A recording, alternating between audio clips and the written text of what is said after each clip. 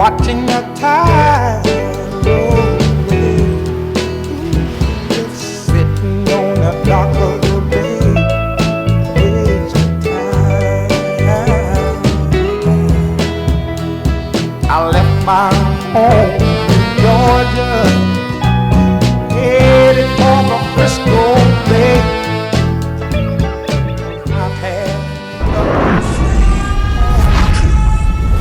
Maritime Matters is brought to you live by Bahamas Maritime Connection. What is maritime? Maritime, simply put, relates to navigation or commerce on the high seas. Some say money makes the world go round. I say ships move the money that make the world move. Who navigates those large international ships? How often are international ships required to be surveyed and inspected? Maritime also protects our seas and borders by way of our local Bahamas Defense Force. It is very sad to say that out of 1,500 plus ships that are registered under the Bahamian flag, only a very small amount of Bahamians are employed. Maritime Matters. And pleasant good evening to you, our valued listening audience. Welcome one, welcome all, welcome to Maritime Matters. I am your host, Captain Glenn Bain. The producer for our show tonight is the great one himself, the maestro, Mr. Craig Gibson. We're coming to you live via Love 97 FM. This is Tuesday, the 28th day of October, 2025.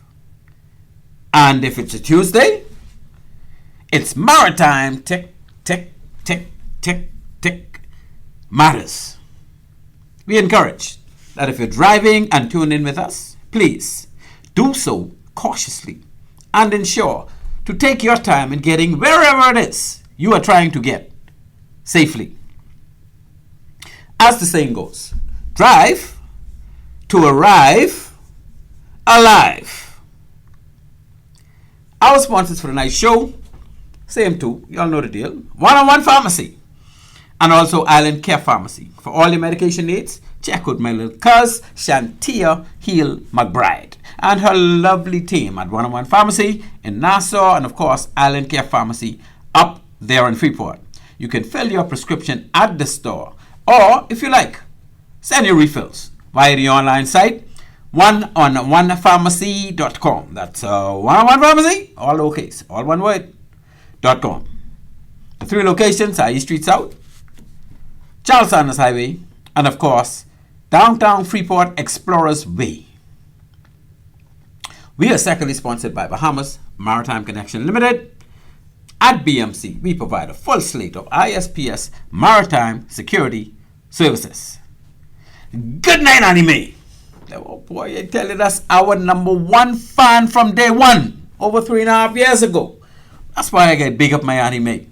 Up there in Freeport, 92 years, people, and heading for 93 like a hurricane. Boy, we can talk about hurricane tonight. I myself say like hurricane anime, you can't on bad. That's my girl up there in Freeport going strong. Strong. And strong. Tonight, my dear listeners, we engage discussions on the big, huge, powerful Hurricane Melissa.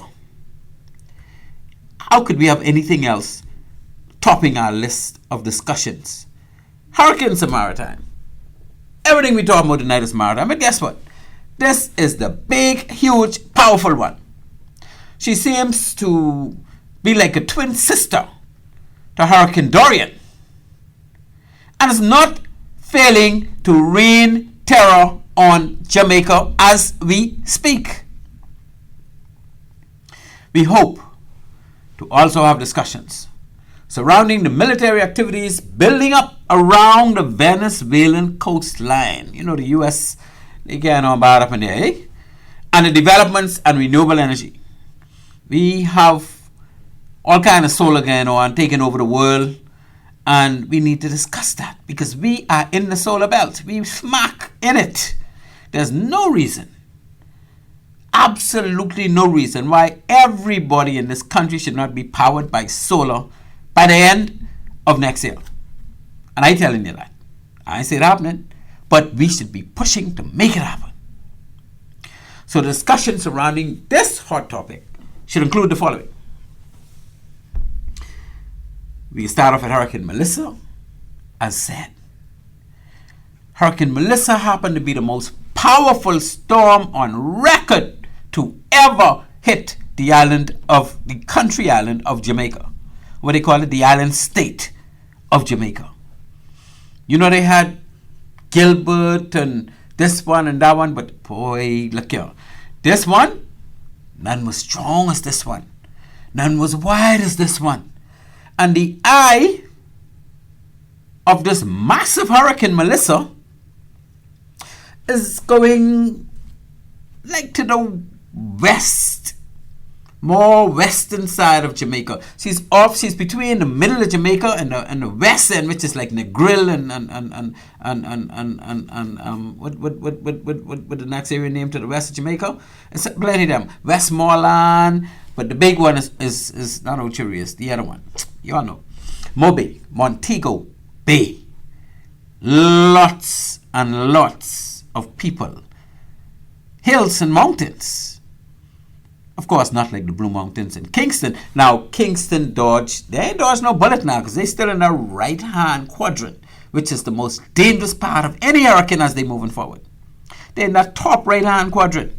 And so they're going to get massive licks because this hurricane is huge. Well, not going to get. They're getting. The entire Jamaica is feeling huge, massive licks from this unprecedented Hurricane Melissa. And we can hear the stories tomorrow, you know. And day after, and next week, and next month, and even next year. Just the way we heard the stories of the horrible impact that Hurricane Dorian left behind in Abaco and Eastern Grand Bahama. So this one has the potential to be even worse. Because you see, my dear friend, Jamaica happened to have over 3 million people. You know, Abaco and Grand Bahama combined probably don't even have 50,000 people. But this one is going to lick this island with over 3 million residents. Mountains and all. Mudslides. Floods everywhere. Cars floating. Roof getting thrown all over the place. Excuse me. This is not a little small issue, people. This is a huge, huge impact. You know, Jamaica is the biggest English-speaking Caribbean country we have when it comes to, well, I think size and population. Jamaica led the way for many, many decades. When we started our police force in the Bahamas, the Jamaicans came to run it, along with the Bajans, of course, and some Trinidadians, because they were kind of always ahead of us. All of them got their independence before us. All of them had their defense force before us. All of them had their police force before us. So, of course, that don't mean we haven't caught up. But when you have the number one English-speaking country in the Caribbean, and I say that without fear of contravention, because anywhere you go in the world, and I've been all over the place. I'm well traveled, people. I'm well traveled, and ain't much people travel as much as I did, right? And you know, seldom times when I tell them I'm from the Caribbean, they don't recognize the Bahamas. A lot of people in this world, they hear that word Bahamas, they don't have a clue where that is. And I talk about people who live in England. People who live in France and Spain and Italy and Dubai and Singapore, they don't know. When you say the Bahamas, they feel good because they know it's supposed to be a nice place. But they cannot picture it. And sometimes I have to tell them, well, you know where Cuba is? Oh, everybody knows where Cuba is. And then sometimes I say, you know where Jamaica is? Everybody knows where Jamaica is. But of course, if they know where any of those places, I tell them straight and plain. You know where Florida, you know where Miami? Everybody knows where Miami is. I said, well, we only 30 minutes from Miami by plane. I mean, really, it's only 15 minutes if you're looking at Bimini, right? So, Jamaica is a symbol. The reggae music is a symbol. And we have to see them as the leaders of this region. Right? They may not have as much money as us when it comes to per capita. But they're the leaders, right? And a lot of people would say, oh, you know, Barbados, because they get Prime Minister Mia Motley, they get, oh, no. Jamaica, my friend. Jamaica is numero uno when it comes to the English-speaking Caribbean countries. Anyway, our number one country in the Caribbean that speaks English is under havoc. And this is going to be probably for another couple hours. We've been under havoc now for many hours. And we know how hurricanes are. When they're gone, they're gone. Everything subsides like nothing happened, except you have the deaths, you have the floods, you have the damages into the billions in many cases. I'm not sure Jamaica's going to go into billions. I don't remember how much Dorian took us into. But it's a very substantial amount of money the country got to find for repairs. Not to mention the loss of life. But yeah, it's a big deal. I remember I went to Jamaica for the first time back in, this must have been around 84, 85. 84, 80, in the mid-80s. They had Hurricane Gilbert mash up the place in Kingston. And of course, I was on the Port Nelson. Roger Wall is my captain. And we went along with Captain Scotty Monroe and the Fort Charlotte, which was like, you know, it was a huge cargo ship that could have carried loads of supplies. And we took a lot of stuff down. We escorted, both of us went together. And we spent a couple nights at Kingston. Well, of course, what happened when we got there? Because of all the devastation, a lot of people were homeless, right? And a lot of people were wandering around the streets, and there was a lot of looting going on. Well, I wouldn't say a lot, but there was some degree level of looting. And the government of Jamaica ordered a curfew. So anytime it get dark, the soldiers ride in the streets. And I was riding with the soldiers because I was a soldier.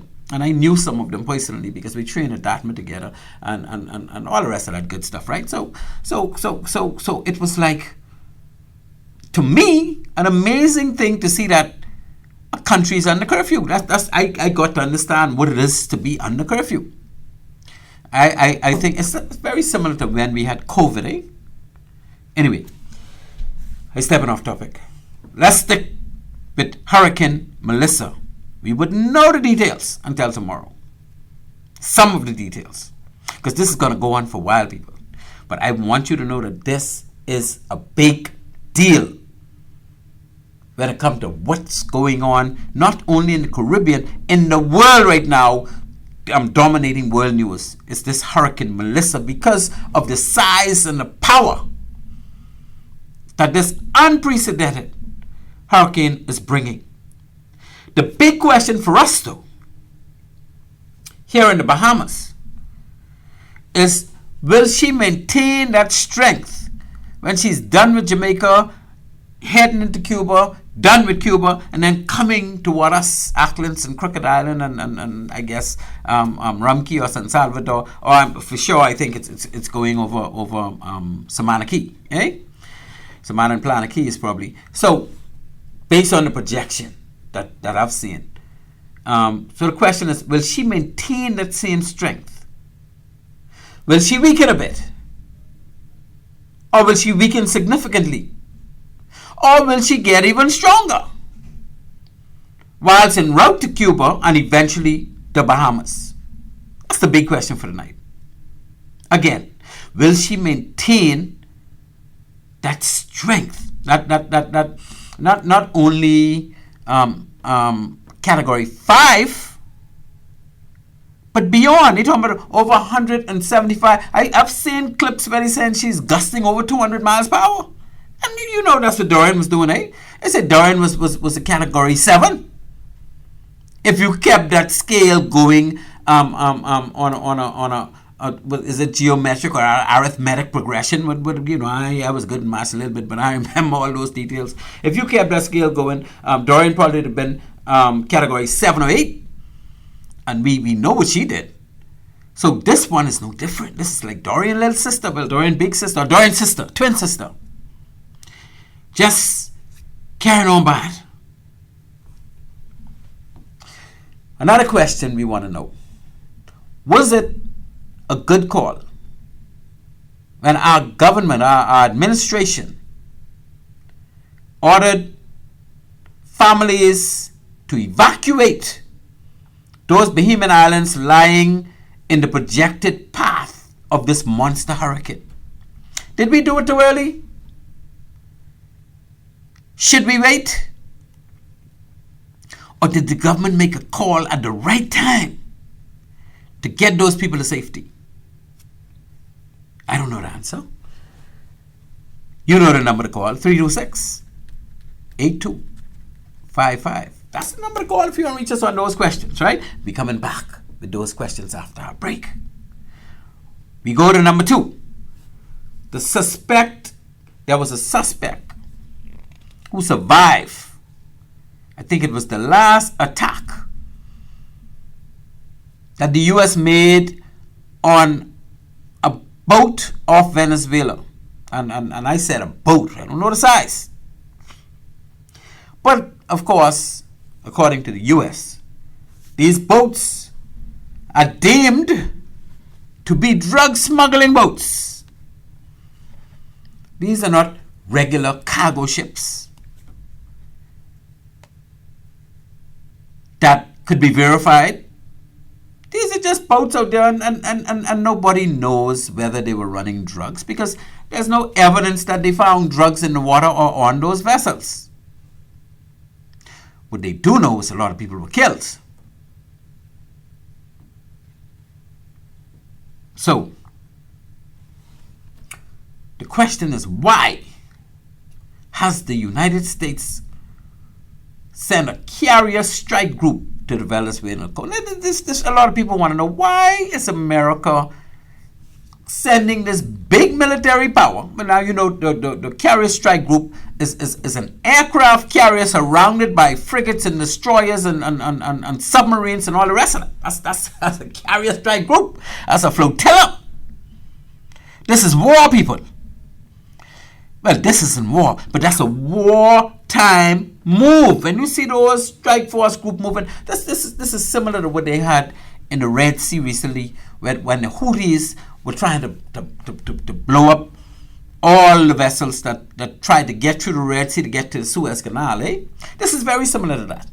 And I try not to get too technical on these issues. People are like, I don't know nothing about that. Anyway, all of this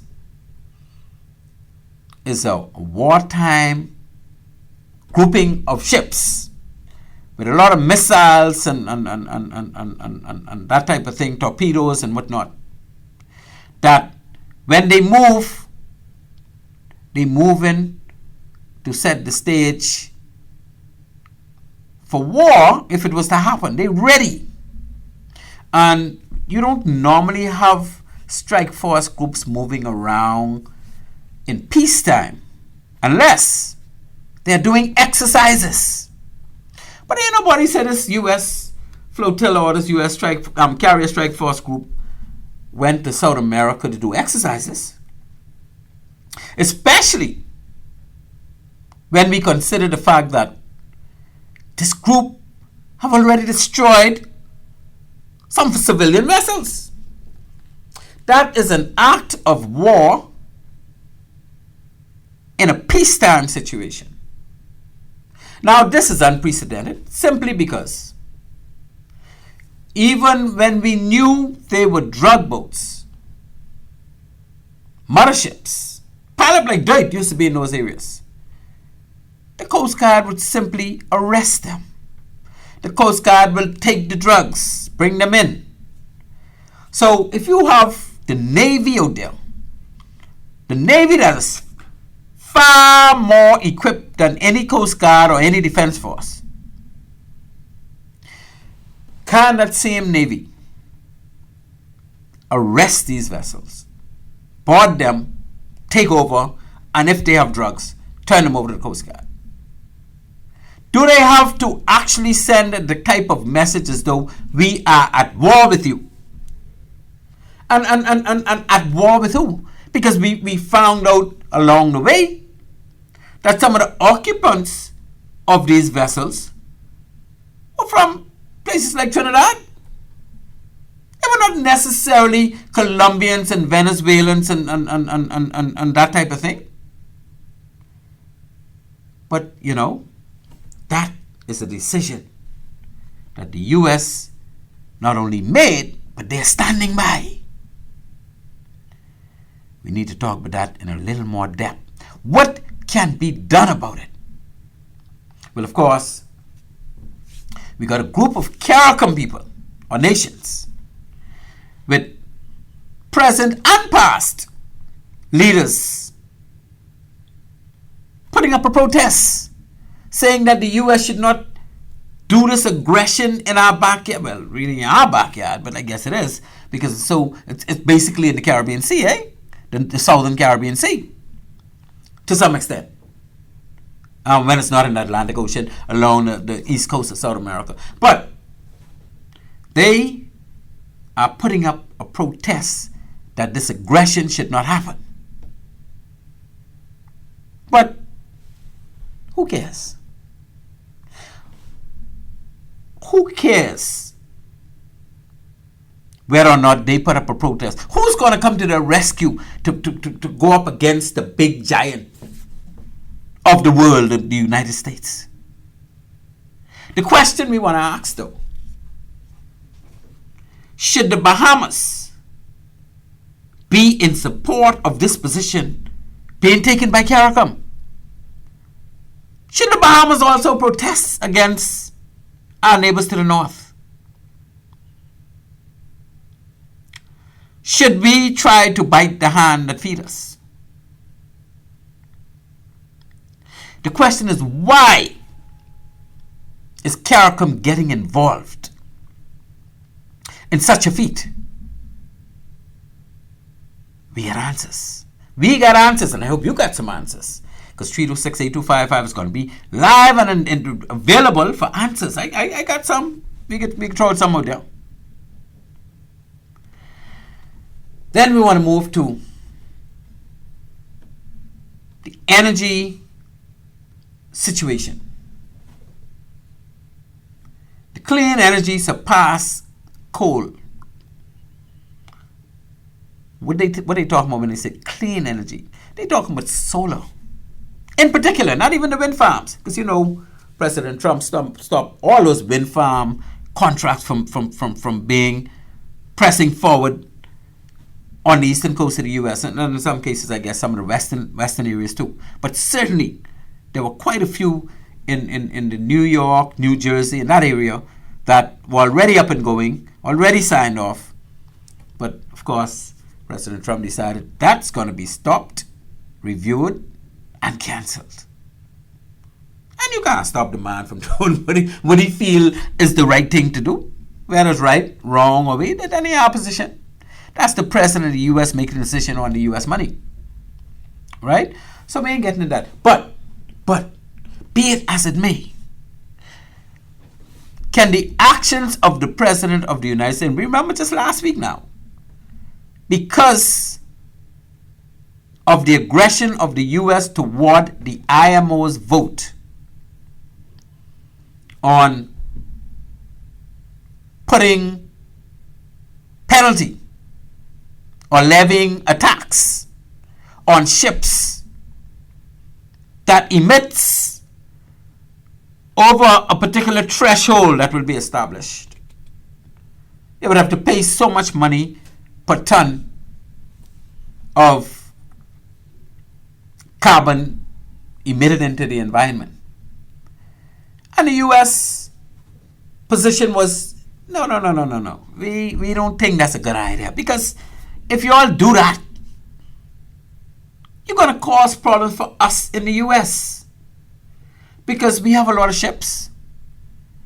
And we drilling for oil, and we don't have no problem because we don't think that carbon emission is causing no problems. It's a hoax. So if you all want to cause problem for us who's selling oil and who's utilizing a lot of oil on our ships, to say they can be fined by the international body for doing so. Any country that votes in favor of these taxes, we will see them as an enemy, and we will levy heavy taxes on them. We will stop visas from their authorities and their citizens trying to get into the U.S. The things we could do, they ain't gonna like it. So, what the United Nations, by way of the IMO, had to do? They were forced to postpone that voting, which should have happened last week, Friday now. They postponed it, to 2 Fridays ago, not this past Friday, Friday before that, for a whole year. Because they knew that most countries in the world do not want to cross swords with the great USA. Because they're not only powerful with their military might, they're powerful with their money. Most of the world's tourists are Americans. More American tourists than any other country in the world. More American subsidies than any other country in the world. America trades with a lot of countries. China trades with a lot of countries too. But America's huge in trade. America's huge in subsidizing. America's huge in providing military support. So who wants to cross sword with the great United States and vote against the way the U.S. want to stay? The U.S. say, if you do that, then you can hinder us, and if you can hinder us, we can see you as an enemy, and we can get aggressive with you. That's basically what was said, right? So, okay, that's history. That didn't happen. We can see what can happen a year from now. But we know if the U.S. position don't change, he'd probably postpone it for another year, eh? Because you're not going to poke death with a stick. You're not going to wake up a sleeping giant. When they sleep, and let them sleep. But you don't want to flare up in the face of the hand that feeds you. You know what our position was. And rightly so. Our government ain't silly. Our government decided the Bahamas, although we are proponents of climate change and the reduction of carbon being emitted into the environment, we are going to abstain. We're not going to vote fly up in the face of the U.S. How we can survive without the U.S.? And I know a lot of Bahamians just be like, oh, we're a sovereign country. Oh, we just, oh, of course. Every country is a sovereign country. But be careful who you cross swords with. Especially if a warning goes out. Be very careful. Now, they're down off the coast of Venezuela,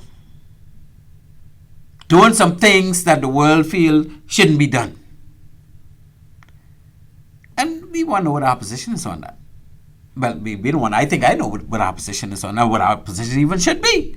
But there are some Caribbean countries out there can't know about it. Flying up in the face of the U.S. We protest it.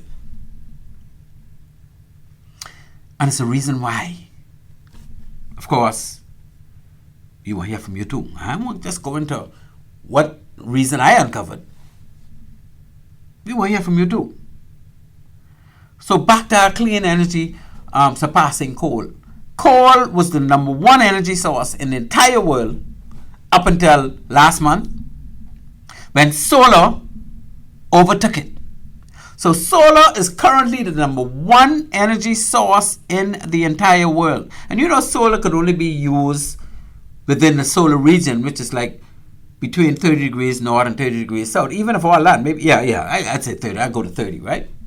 Because when you go beyond 30 degrees north, you get that solar around the summertime. But when winter time comes, you ain't see much of that. So you're not really in the solar belt to get it year round. But the Bahamas is. We smack in the middle of it. We get sun year round. So we get solar year round. So why we fully solarize? I believe I have an idea, but I'm getting into that, right? Because at some point we are going to be, I could guarantee you, within the next 5, well, maybe not 5, let's say 10 years, the Bahamas will be fully solarized. That's the way the world going. We ain't got no choice, right? Is the world getting it right surrounding the need for renewable energy sources? The world is saying we want to cut out the emission of carbon totally by 2050. Because it's that carbon that is going in there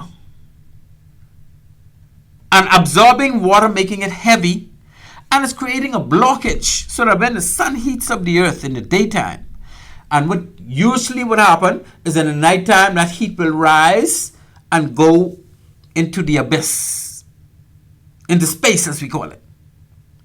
But now what's happening is that heat is rising and being trapped by the carbon that's forming a blockage around the earth, a couple 100 feet up or whatever it is. And so that heat is not being able to escape. So every time the sun heat up the next day, the heat that was different from the day before still there, getting hotter and hotter and hotter and hotter. And that's why you got this imbalance. You got this imbalance because nature is not circulating the way it should circulate. And this imbalance is what is causing all of these dangerous hurricanes. Like Hurricane Walking that we had a couple of years back. Remember that one? Like Hurricane Dorian that we had just a couple of years back. And of course, like Hurricane Melissa that is currently wreaking havoc on our sister country, Jamaica.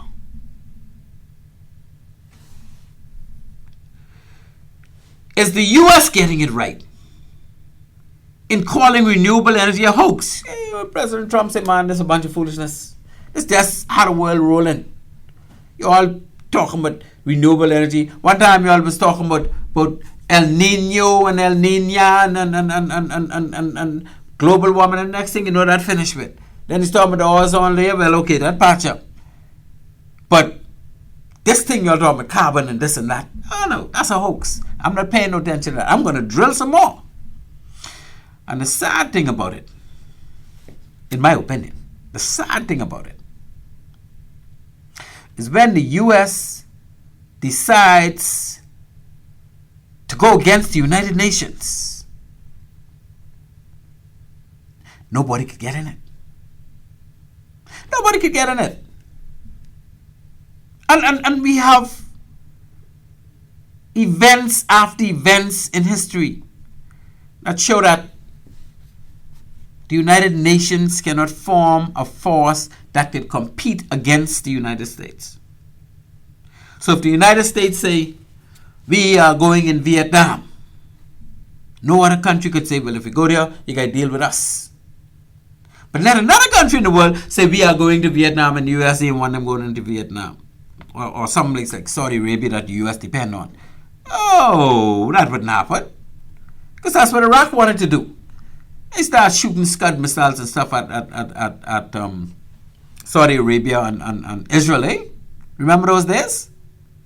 And what the U.S. did? They supplied the Patriot missiles to cut them off in midair and whatnot. And eventually, the U.S. went back into Iraq and mashed them up. And before they went in, you know what the U.S. did? The U.S. said, look, we believe they get weapons of mass destruction. The United Nations decided, okay, if you say that, we hear you. We'll go in there and we will scrutinize the place to see if they have any weapons of mass destruction. And after a couple of weeks of the United Nations being in Iraq, looking through what they have to see if they have weapons of mass destruction, the U.S. told them, look, we 1 week to get out of here. And maybe it was 3 days, maybe it was 2 weeks. I don't know. But they give them a deadline. Be out of there because we coming in. And do you know, dear listener, that before that time was up, the United Nations, what they call them, investigators, were out of Iraq. And of course, Iraq started to get bombed left, right, and center, bomb to powder. Because the U.S. decided they coming in, and they went in, and they took over, and all the rest of that. The rest is history. So, when a country like the U.S. decides they want to do something, there's no stopping the great United States of America when it comes to military might or financial might. Because, you know, most of the United Nations bodies are highly sponsored by the United States. United States give more money than all the rest. So it's very hard even for the United Nations to say to the U.S., look, man, we ain't for that. Because the U.S. decided, well, if you ain't for that, then give us our money, but we ain't supporting this no more. And then they're in trouble. So it's many ways that the U.S. can not only get after or make it difficult for the United Nations, but any country in the world. And that's why when they went to the IMO and said, any country voting for this, they have to deal with us.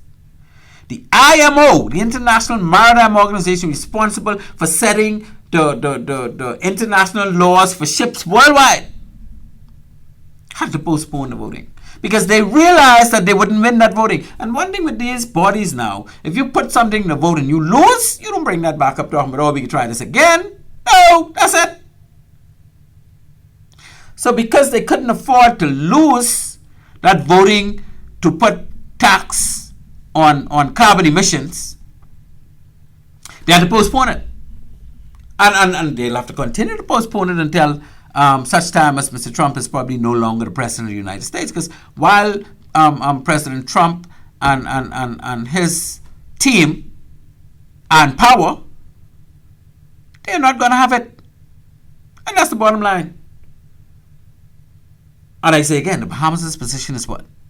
We have to abstain. We're not going to bite the hands that feed us. We're not stubborn. Some people may want us to be. Oh, we're a sovereign nation. Yes, we are a sovereign nation. But some sovereign nations can do foolishness too. We are not Cuba, who was able to sustain and withstand a fallout,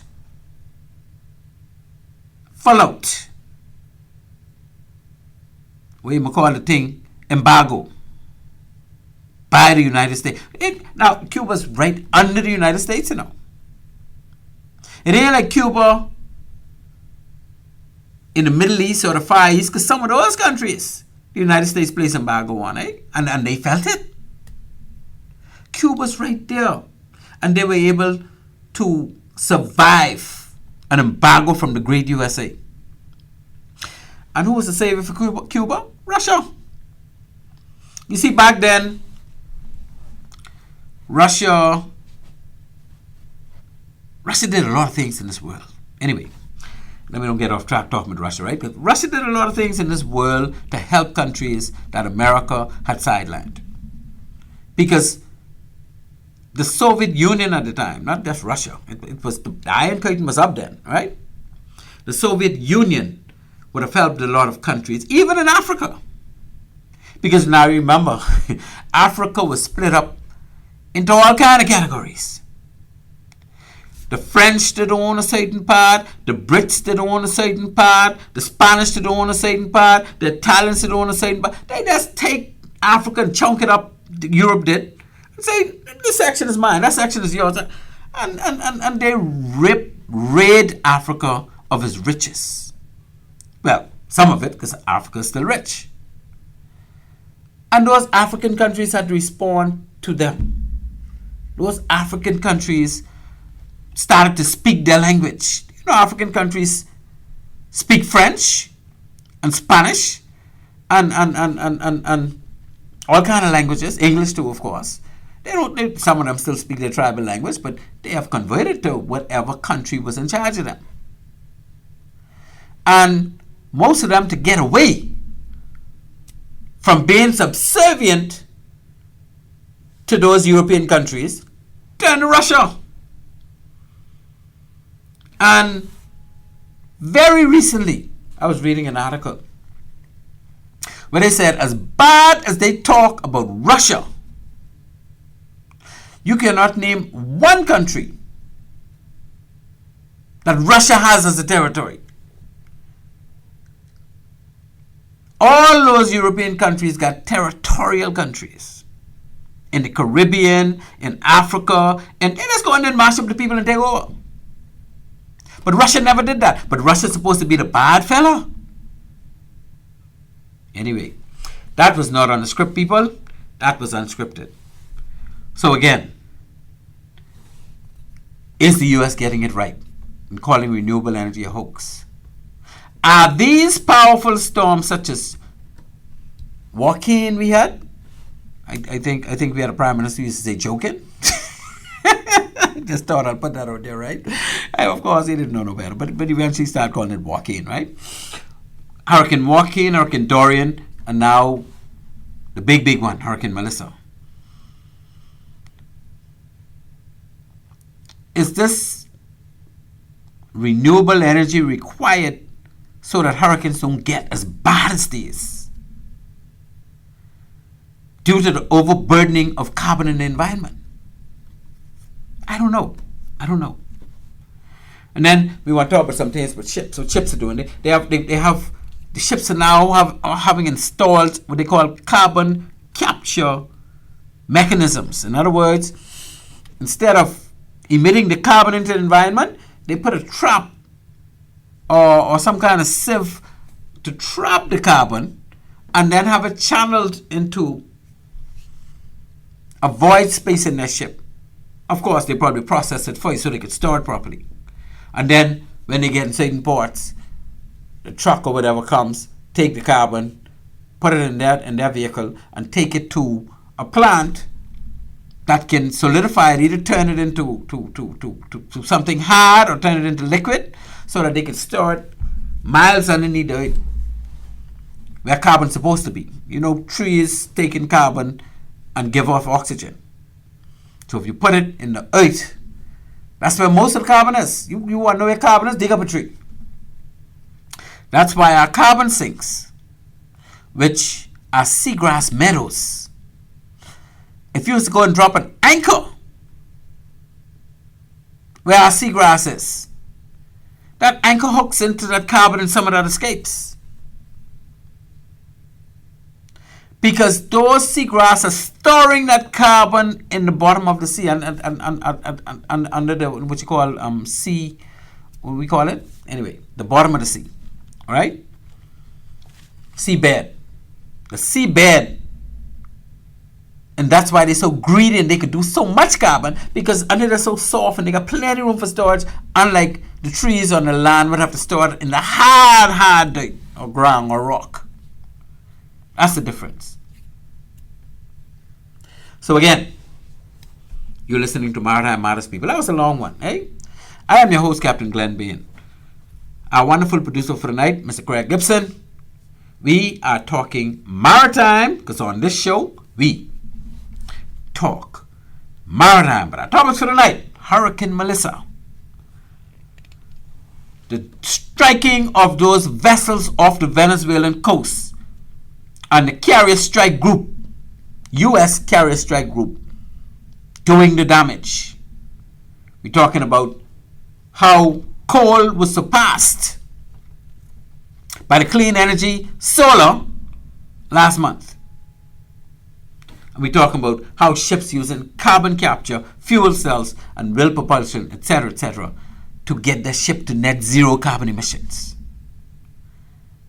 So please, be sure to stay tuned as we delve deeper into these discussions on these maritime issues. We're talking maritime, people. You are listening to Maritime Matters.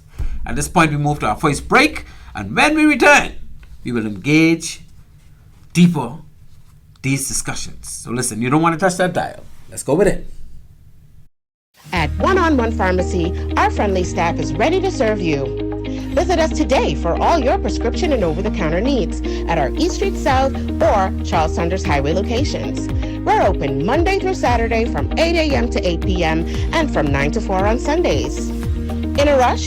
Send your refill scripts online at oneononepharmacy.com or ask about our convenient pickup service. One-on-One Pharmacy, providing personal health care with people at heart. At Bahamas Maritime Connection Limited, we offer first-class maritime security services throughout the Bahamas and the wider Caribbean. As experts in maritime security, we specialize in production of ISPS assessments and plans, verification audits, certified familiarization training, and port security consultancy, just to name a few. Our services also include provision of a security force to maintain all required ISPS facility security compliance. For all your maritime security needs, visit us today in Nassau at our East Street South location or in Freeport in the Kipling Building. Call us at 392-3515 or follow us on all social media platforms. Bahamas Maritime Connection, your leader in maritime security. Let's help you make the connection.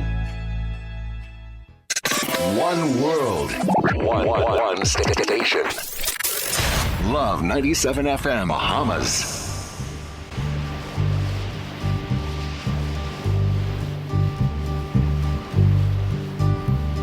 Sitting in the morning sun, I'll be sitting in the evening. Ladies and gentlemen, welcome back to Maritime Matters. I'm your host, Captain Glenn Bain, and we are talking maritime.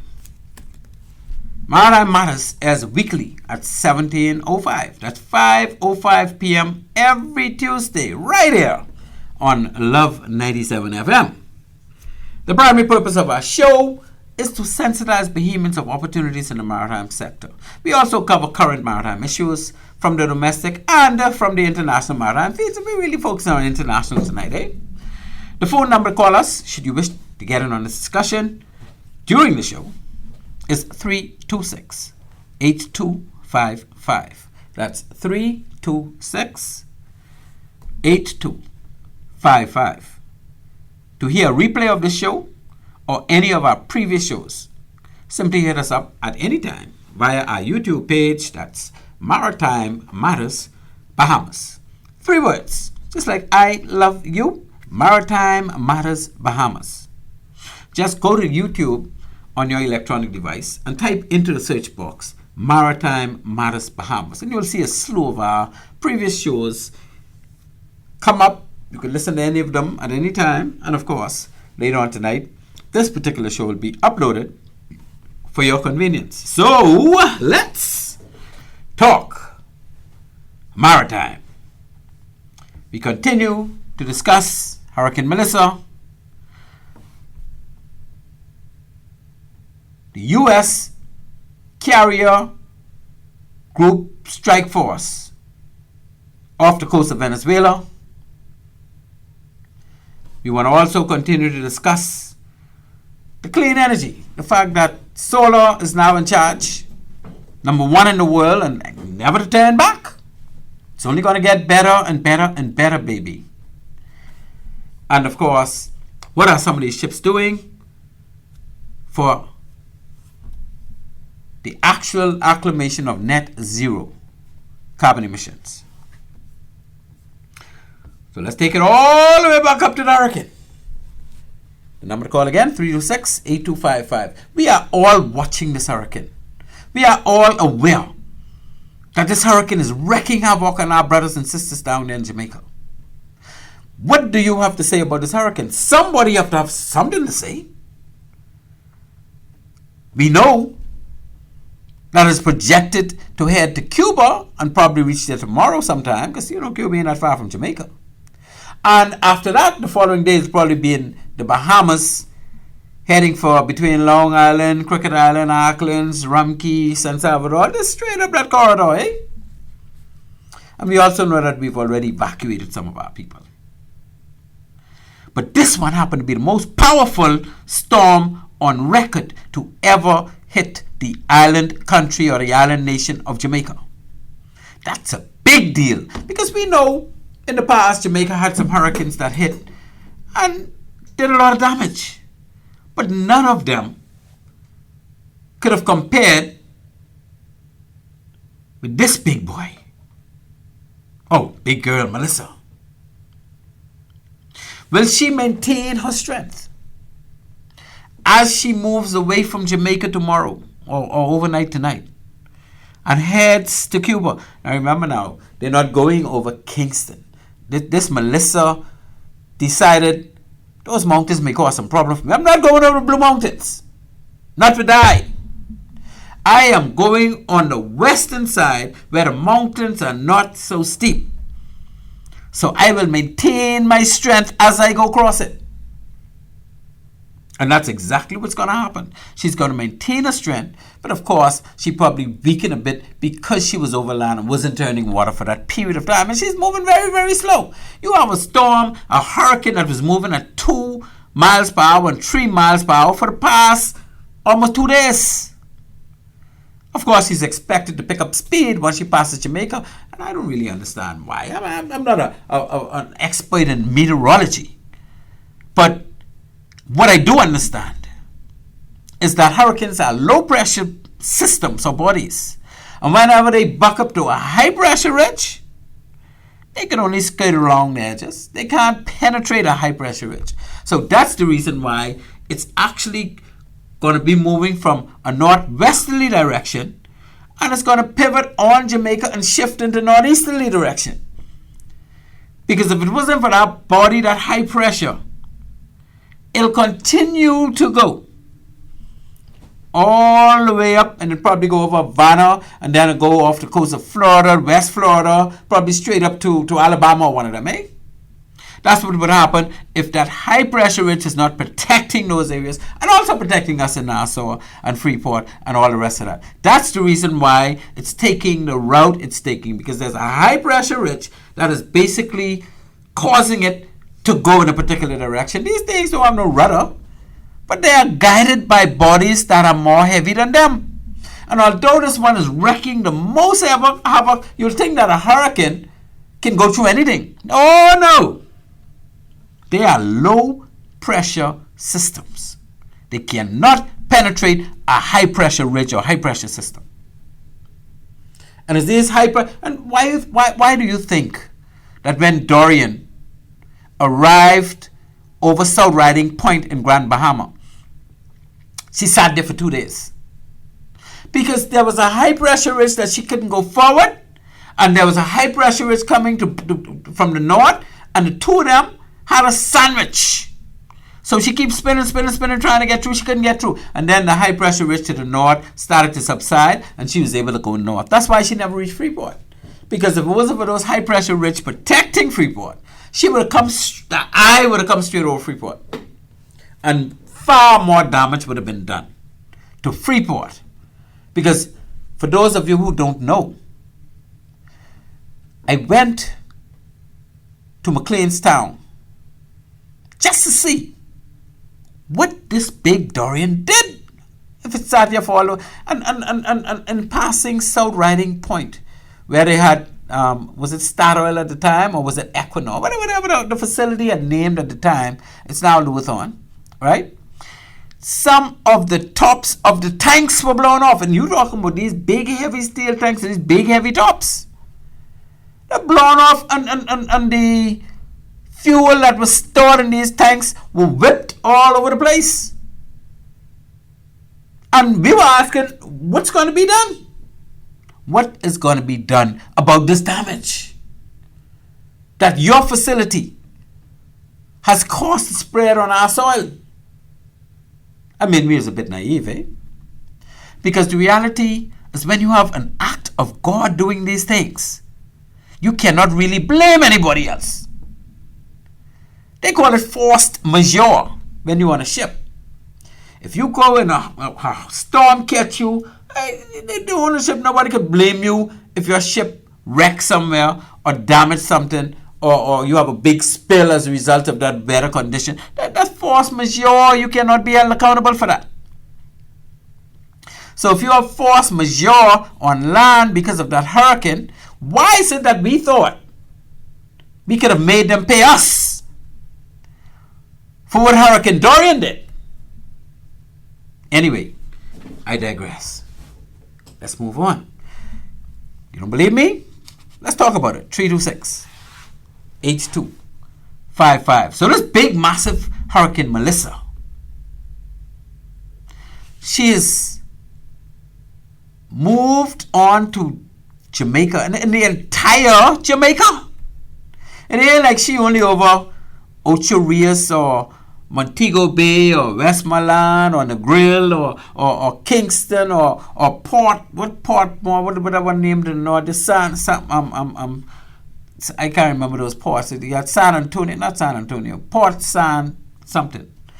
And they got two ports just on the northern coast, right? And Kingston on the southern coast. But it's not like this storm just wreaking havoc on one of those areas. It is wreaking havoc, my dear friend, on the entire nation of Jamaica.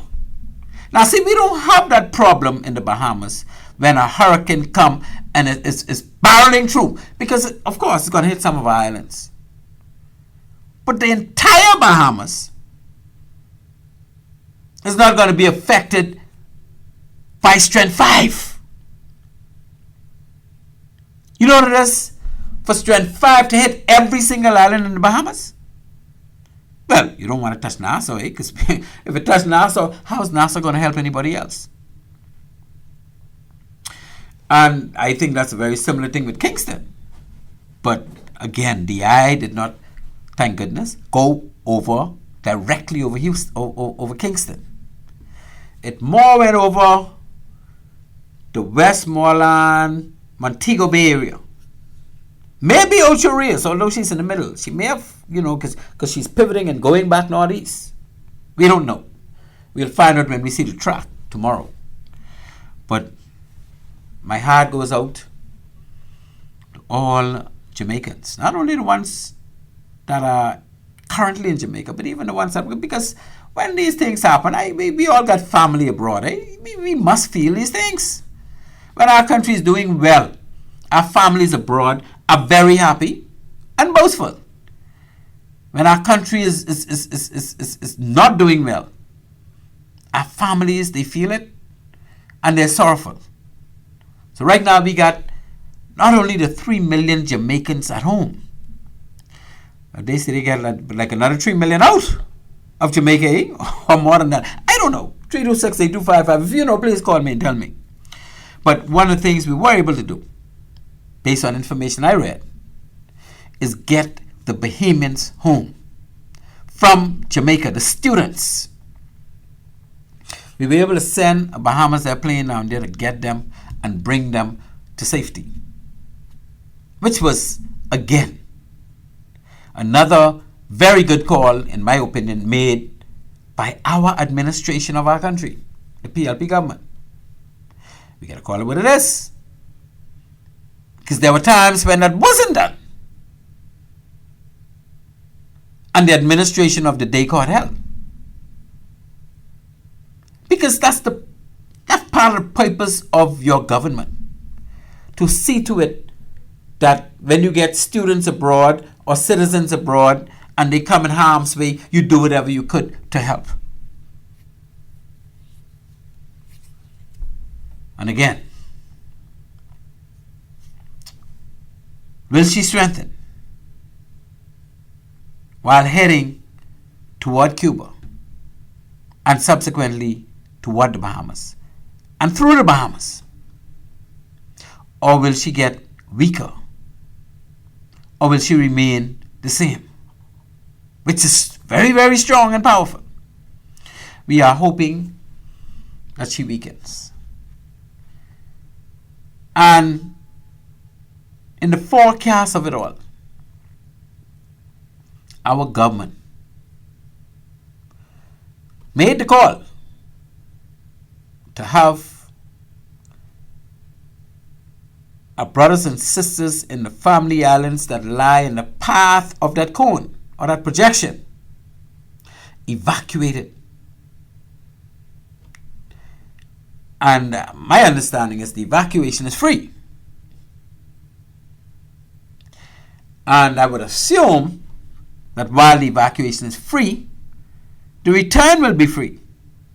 Because based on what I read, I understand that the students that we evacuated out of Jamaica will have to find their own means of getting back. I don't think that's good. I think our country could afford to get them back or give them a round trip ticket, because these students, where they can find the money, some of them ain't got it. But that's a government decision. That's our treasury. And I'm sure me and many like me would support the return of those students for free. Just like we would support the return of those family islanders and the assistance in getting their roof repaired and getting their structures back in place, because they from the family island, and this is force majeure. The country owes it to people, in my opinion, again, to have our natives, and I want to stress natives, put back on good stead with monies from our treasury or monies that we borrow, because we like borrow money. We borrow big bucks. So we'll use that to help our brothers and sisters that would be in dire straits if the house are hurricane torn as a result of this massive hurricane called Melissa. So the question to, was it a good call? Oh, I think it was a great call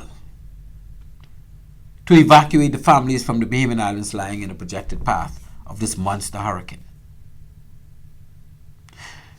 Now we go to our second topic.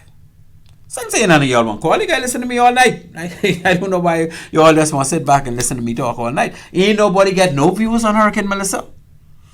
Ain't nobody got no views on whether the government made a good call when they evacuated the students and evacuating the residents of those islands in the past. Somebody got to have some views on this, man. Only me? Anyway, y'all think I can row y'all. I ain't row nobody, I didn't listen to your views. Now, if it's wrong, you hear my mouth. You know how I go. Suspect this carrier strike group, right, that are sitting off the coast of Venezuela, based on reports, have already destroyed 10 vessels. I don't know if since I heard that but 2 days ago that it was 11 or 12 or more, but I know that there was at least 10 that was blown out the water. You know what it is for a military ship to just blow you out the water? Now, see, in the Defense Force, we had no missiles. All we had is the GPMG, the General Purpose Machine Gun, and small arms, rifles, SMGs, pistols, that type of thing. Boy, but that GPMG could do some damage, eh? Because what they call them in the movies, the Riddlers. They ain't easy. The Gatling gun. We mount that on the front of that 60-footer, or put it on the sidearms on the bridge. Those things don't fail. And they could put holes in boats, I can tell you. So, this carrier strike force group, these ships have missiles and missile launches. And when one missile hit a small boat, that's like when a grenade lands next to one of us. We go flying in the air. So, they ain't like that boat people running around in the boat, but oh, they shooting at us. No. They done get blow up. And apparently, this last one had one survivor. I don't know if he was caught floating. I don't know the details, but I understand he survived, right? So he could talk the talk. But those other 9,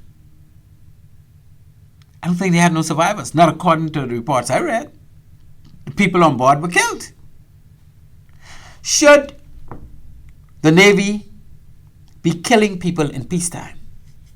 Whether it be the American Navy or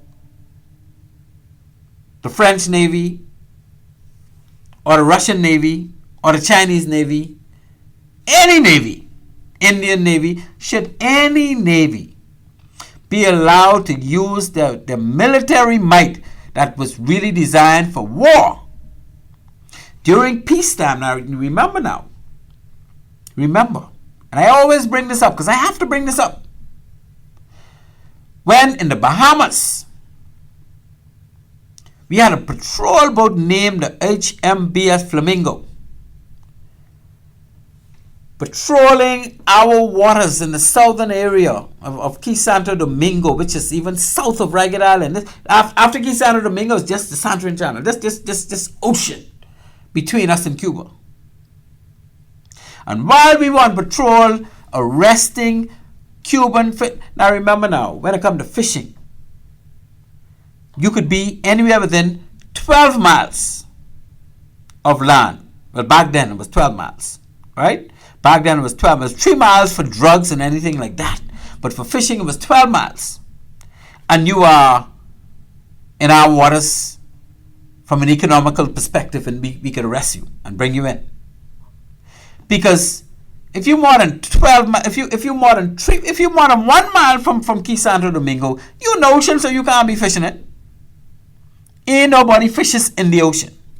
Well, they do long line and that type of thing these days, but back then, the amount of fish that those boats would have had, they had to come from shallow water.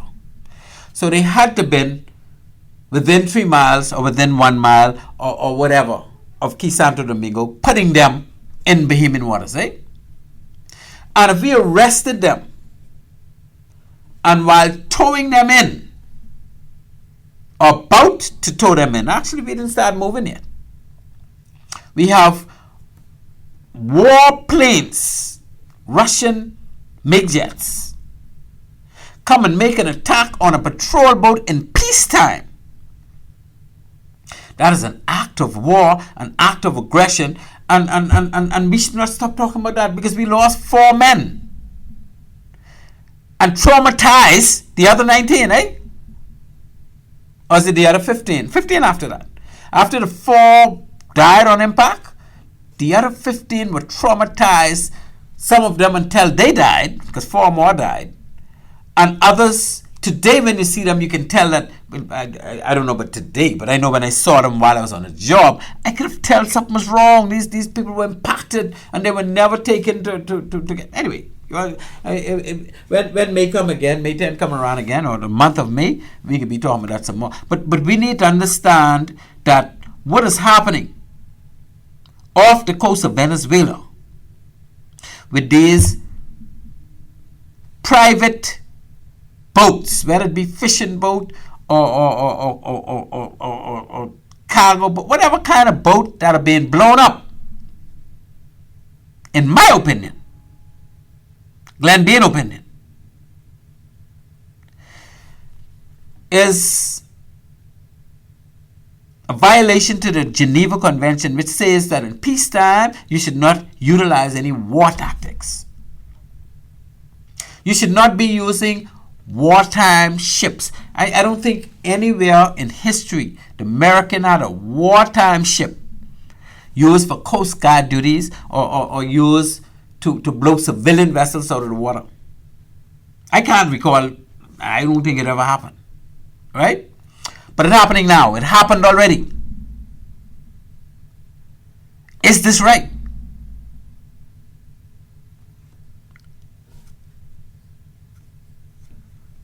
Is this right? And if it's not right, so what?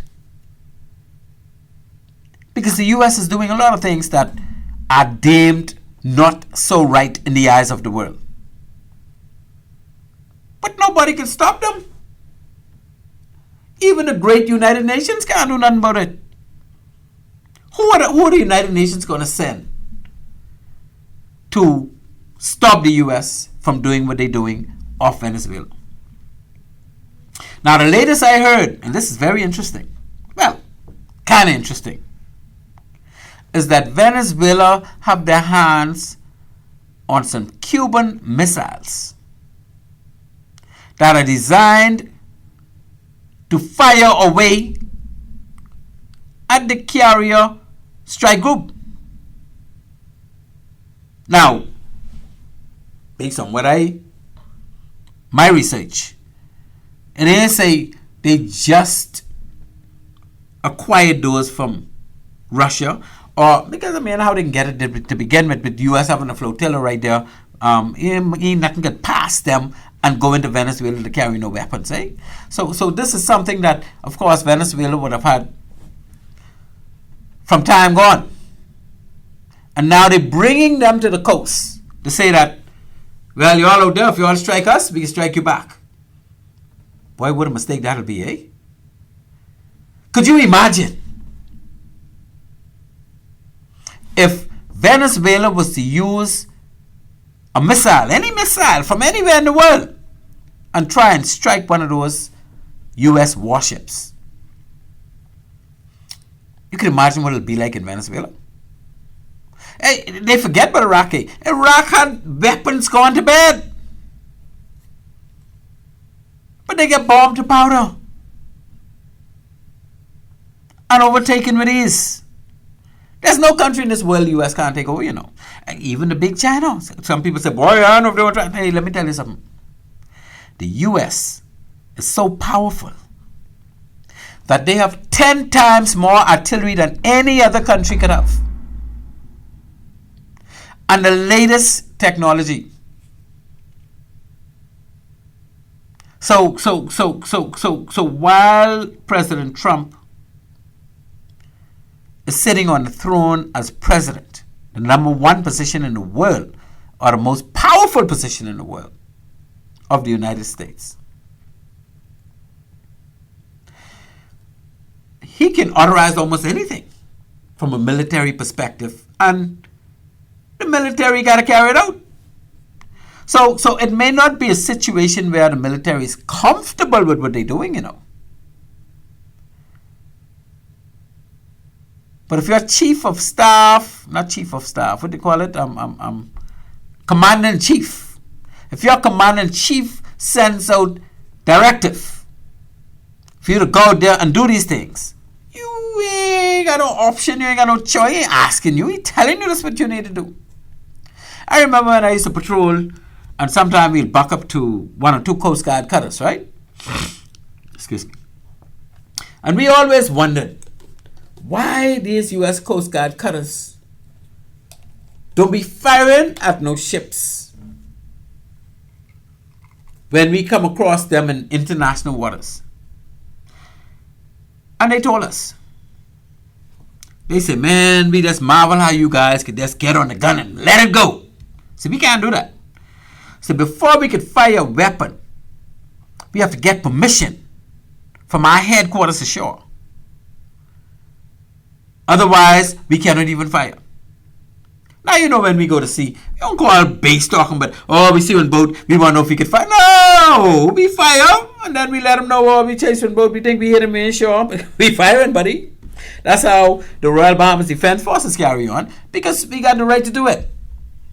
Well, so long as you within our territorial waters. Because what used to be 3 miles back in the day has moved to 12 miles offshore.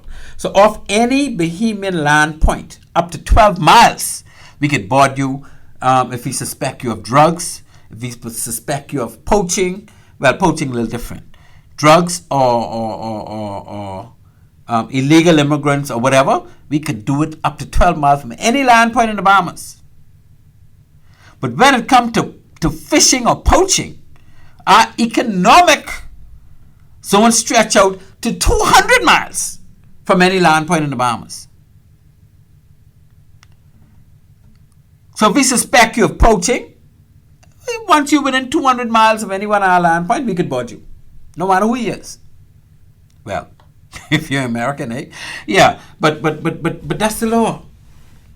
That's the law for economic exclusive zones in most countries in the world. Ladies and gentlemen, listen to Maritime Matters. I am your host, Captain Glenn Bean. Our wonderful producer for the night is Mr. Craig Gibson. We are discussing Hurricane Melissa. We are discussing the carrier strike group off the coast of Venezuela. We can finish that when we get back. We're going to move to break right now. And when we return, we will go deeper into this topic on what's going on off the coast of Venezuela. At Bahamas Maritime Connection Limited, we offer first-class maritime security services throughout the Bahamas and the wider Caribbean. As experts in maritime security, we specialize in production of ISPS assessments and plans, verification audits, certified familiarization training, and port security consultancy, just to name a few. Our services also include provision of a security force to maintain all required ISPS facility security compliance. For all your maritime security needs, visit us today in Nassau at our East Street South location or in Freeport in the Kipling Building. Call us at 392-3515 or follow us on all social media platforms. Bahamas Maritime Connection, your leader in maritime security. Let's help you make the connection.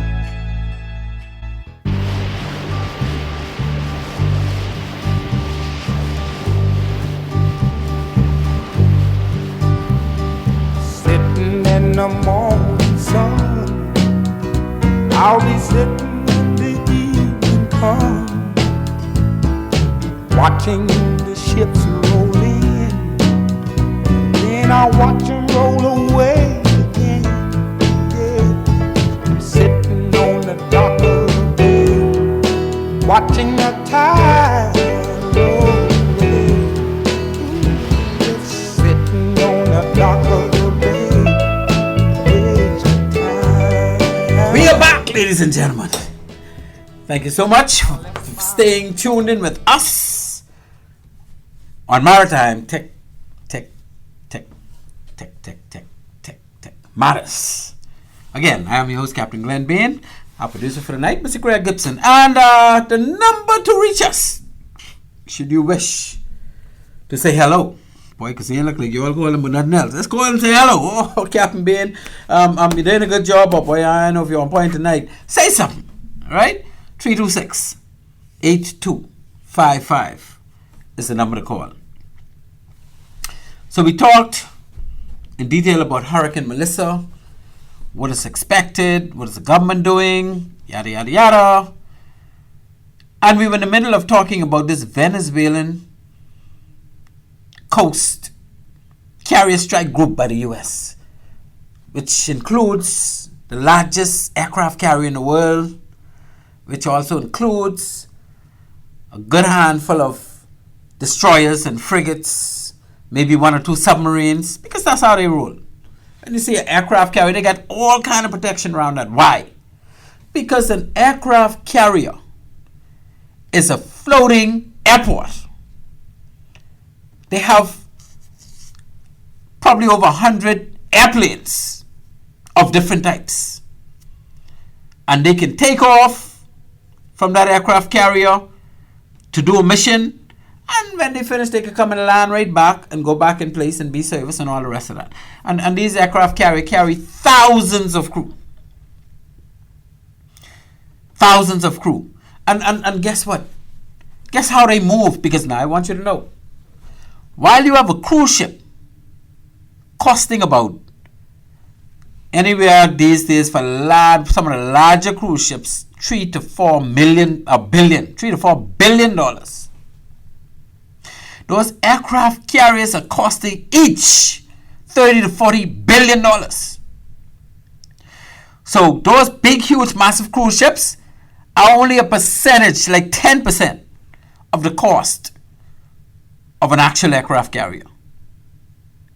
So these aircraft carriers, they got control tower, and they got planes on different decks where they could bring up when they're ready, and then they go on the airstrip and they take off. And then when the mission complete, they come back, they land, and they received, and they stored back where they're supposed to be. And that's what an aircraft carrier does. You can imagine you got an airport floating around the world, and you could send it wherever you want it to go. And these are some of the heaviest ships in the world. These heavier than those tankers when they're loaded with fuel.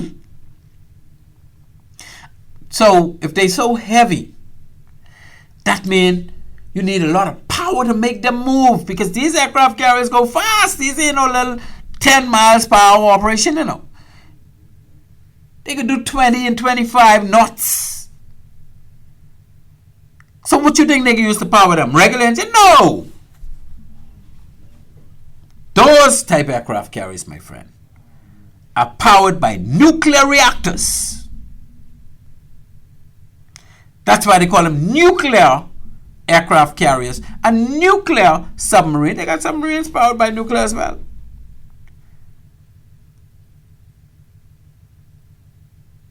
So these are some serious ships loaded with aircraft and missiles to arm them and all the rest of that stuff. And then they're surrounded by submarines in the bottom. Make sure nobody can hit them. Submarine fight submarines. They got surface ships like destroyers and frigates and whatever else, just to flank and protect. So that's what we get going on now off Venezuela. And my time gone already. And what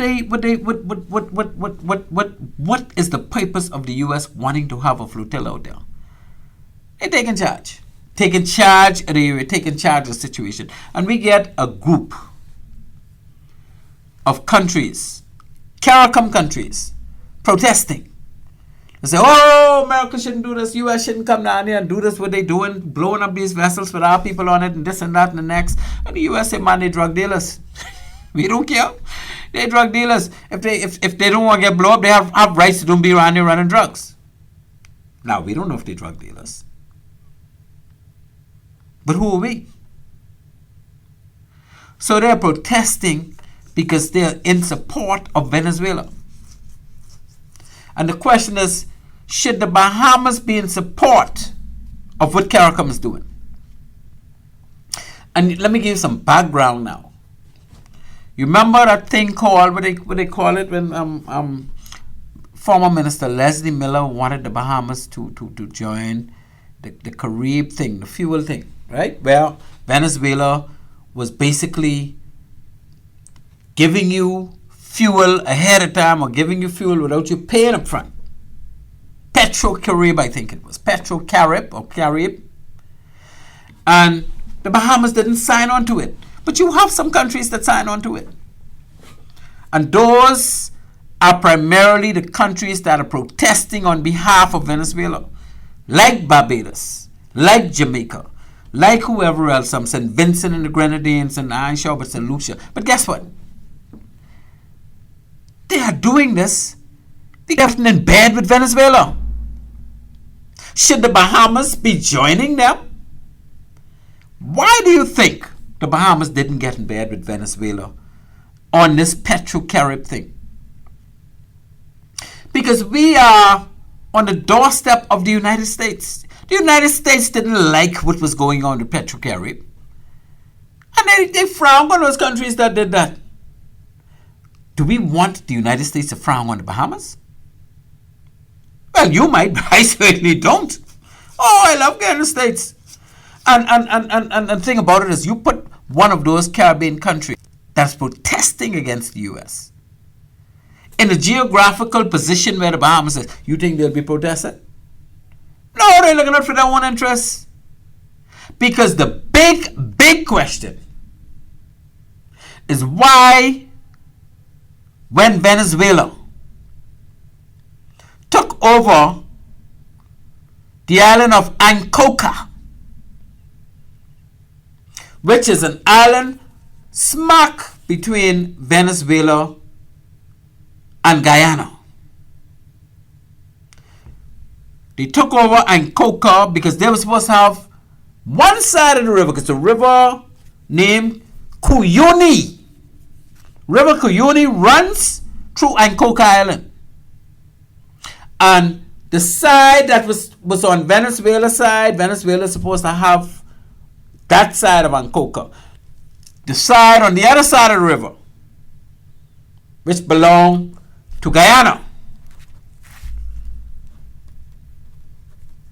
Now, this was established in 1905 because you got to remember now, Guyana came under the British. And we talk about how those European countries were flexing all over the world and taking over territories, right? So like the Bahamas, Guyana was a territory of the UK. Well, England at the time, I think. But anyway, they had a commission where the British got together with Venezuela on something called a mixed boundary commission in 1905. And they decided this is how we're going to delineate the balance between Venezuela and Guyana. And they followed the mountain. I mean, the river, the Cuyuni River. They followed that around. And they say everything to the south side of this river,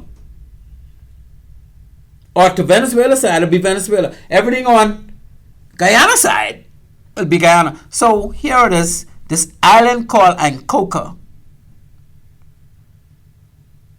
The Venezuelans decided sometime, I think in 66, 67, in those years, after the war and everything, right? Decided they can go across the river and occupy Ancoca, and they send their military and some of their people, and they went over. And a few weeks later, some of the Guyanese entities that were living there called the Guyanese government and said, man, these people they're coming over the water and come and try to take over our side.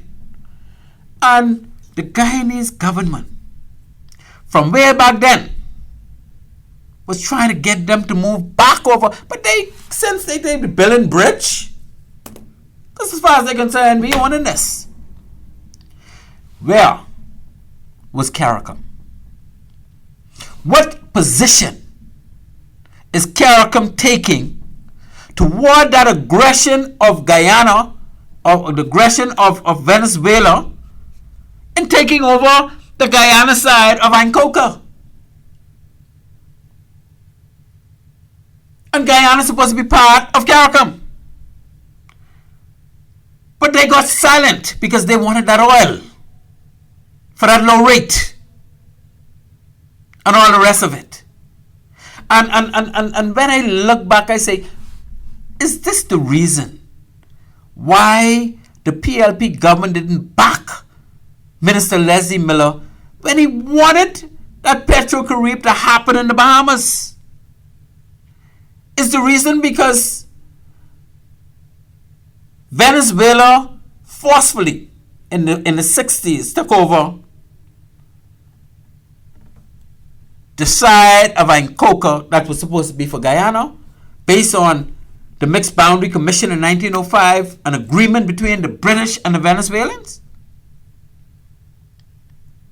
Where was CARICOM on that? 326-8255. You could have called, but now you're out of time. Ladies and gentlemen, our time is out. I had a good time talking about this thing. I hope some of you get a fresher understanding on what's going on with all of what's going on around us and how we're supposed to fit into it. You have been listening to Maritime Matters. I'm your host, Captain Glenn Bain. Our producer for the night was the great Craig Gibson. I say thank you for listening. I want to say good night to my good old Annie Mae. I want to mention my sponsors: Bahamas Maritime Connection, 101 Pharmacy, Island Care Pharmacy. And as always, as we go out, we say Maritime Matters. Out. I'll be sitting when the evening comes, watching the ships roll in. Then I'll